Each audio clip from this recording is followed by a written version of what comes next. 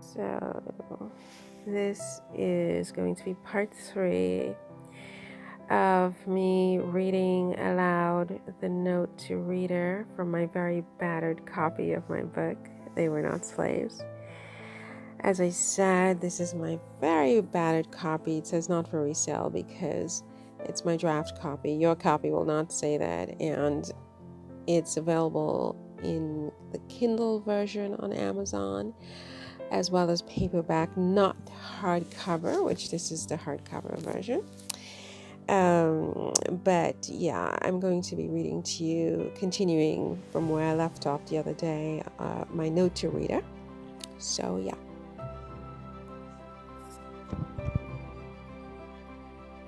So I will read through the phone, so forgive me if my vision is not so fabulous, but we'll do the best we can. So, these millions of essential workers deserved better. They had committed no wrongdoing when all their human rights, civil rights, and labor rights were extrajudicially taken away. They were arbitrarily declared to be slaves by total strangers who knew nothing about them. These strangers had asserted no crimes that these civilians had committed before these strangers rounded up these civilians on boats, sailed them across a perilous ocean, and convicted these millions of civilians of multi-generational slavery. In my view, slavery is both a punishment and a conviction. These civilians and workers received no due process from the governments in the lands where they were taken. No procedural safeguards were in place to assist them. They had no opportunity to speak for themselves or defend themselves against the charges. In like manner, George Floyd received no due process from the law enforcement officer who arrested him in Minneapolis on May 25, 2020. It is as if this officer thought that this young man was a slave or the descendant of one.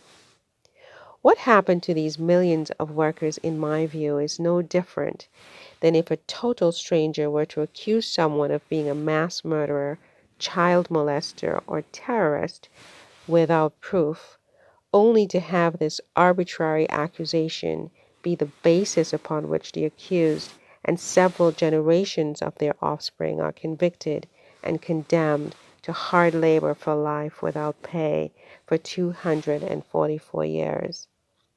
Slavery is that. It is being convicted for a crime that the accused never committed, despite the fact that the accused is offered no opportunity to be heard and to defend him or herself. A murderer, child molester, or terrorist who is duly convicted is not nearly in as bad a position as a slave, even though they may be guilty of a crime and the slave is not, because at least these types of people have the right to be heard and are given the opportunity to be heard and to defend themselves. These types of people are entitled to due process. These types of people, if guilty, bear the punishment alone.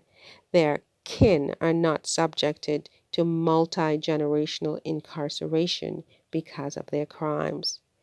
After 244 years of multiple generational incarceration for crimes they never committed, and a cumulative 400 years of social ostracism for their descendants, these millions of unlawfully convicted workers have to watch from the grave as their descendants are forced and subliminally encouraged to continue the false conviction by describing themselves as descendants of slaves.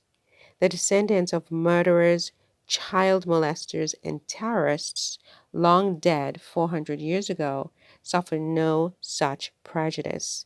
These descendants are blissfully unaware of their provenance and are not reminded every day into perpetuity that they are connected to criminals by being encouraged to refer to themselves as descendants of criminals. And those who are descended from the people who owned slaves are not encouraged to call themselves descendants of slavers.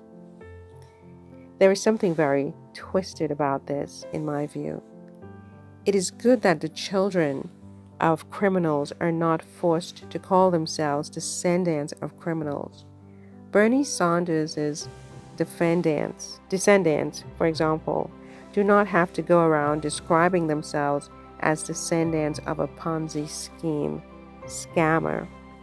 That would be a sick injustice to do to those children, to associate the guilt of their convicted forebear to them, and to remind every generation into perpetuity that they are connected to this criminal or to slavers.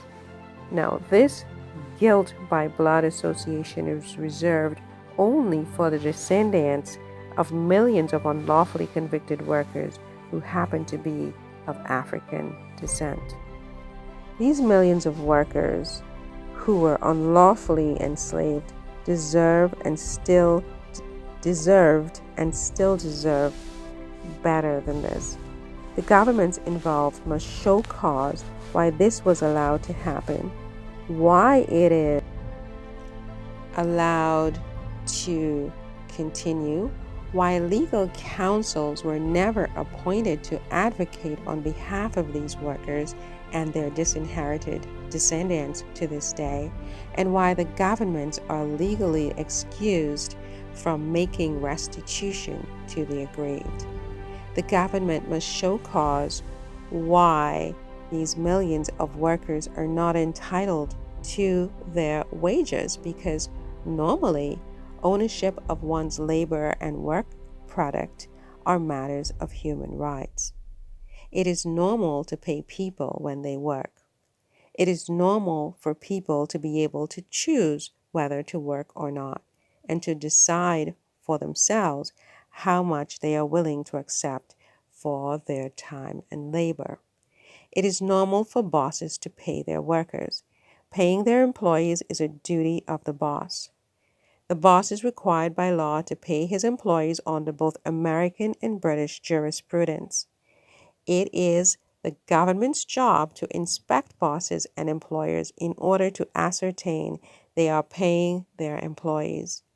It goes without saying that when the government ensures by all powers available to it that workers are compensated by their employers for their work, the government upholds and promotes human rights. It also goes without saying that when the government fails to ensure that workers are compensated, the government impairs basic and fundamental human rights of workers, including their contract rights. This impairment of rights is a violation of the U.S. Constitution, as well as the English Bill of Rights and several international human rights conventions. I think I will stop here for today and continue tomorrow or soon after that with the part 4 of my reading of the Note to Reader. And voila, that would be all for today. Thank you for listening. Please subscribe if you can to my channel. I have a few channels. I've got this one, my book channel, at Books by Marion T.D. Lewis. And then I have a channel specifically for this book, at They Were Not Slaves. And I also have a channel for my business English and fashion, which is Business English Paris. I'm not sure what the handle is. It's at BUS English Capuchons. I don't know, but it's Business English Paris. I can never remember the handle. There are too many. I can't keep up. Anyway, my darling, thank you for listening. Have yourself a beautiful day. I hope you can have an open mind, whoever you are, when you listen to these readings, and that the message I'm trying to pass will be the one that you receive. So have a great day and see you next time. Bye.